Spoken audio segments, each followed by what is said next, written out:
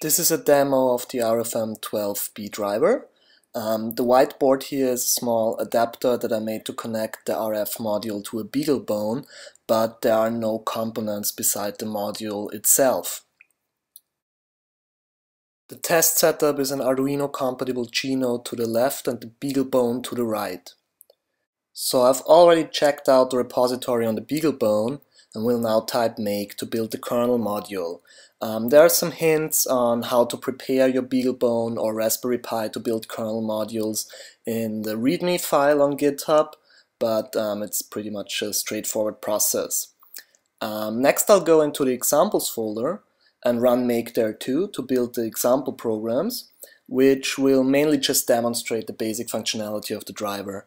There are also some Arduino sketches in the Arduino folder, which are used in conjunction with the example programs because using the driver to send data back and forth between JeeNodes and the Beaglebone is the main use case I have for the driver.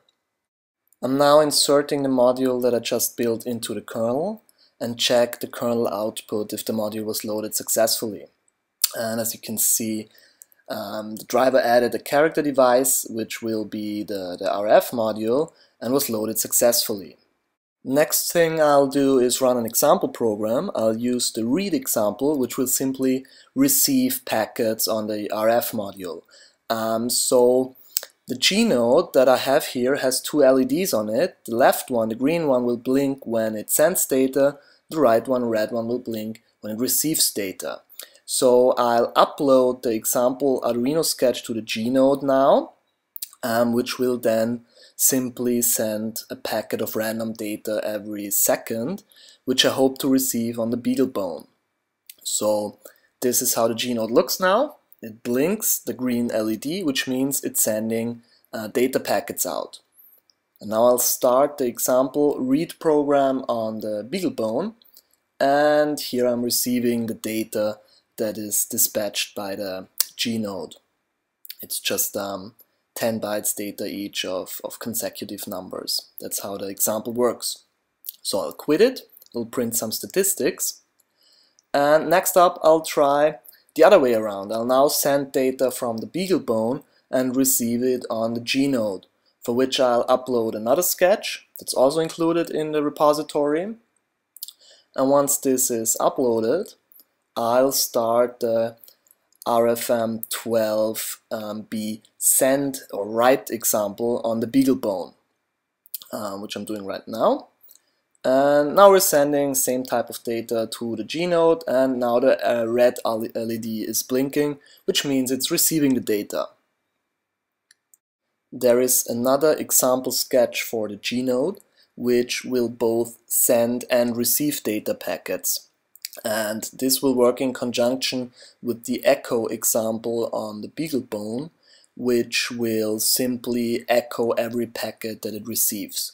So I'm uploading the echo client sketch to the JeeNode now, and once this is done, you'll see that the green LED on the JeeNode will blink again because it's now sending out data packets again.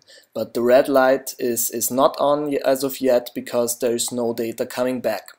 I'll need to start the echo example on the Beaglebone, and now all the packets sent by the JeeNode will get echoed back.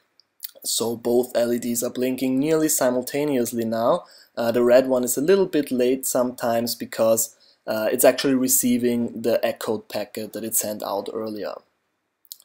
So this is the example that you can also use to test the range of your setup.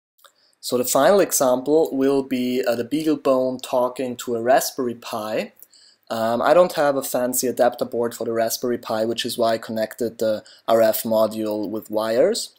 And what I'll do now on the Raspberry Pi is start the rfm12b chat example, and then I'll do the same thing on the Beaglebone.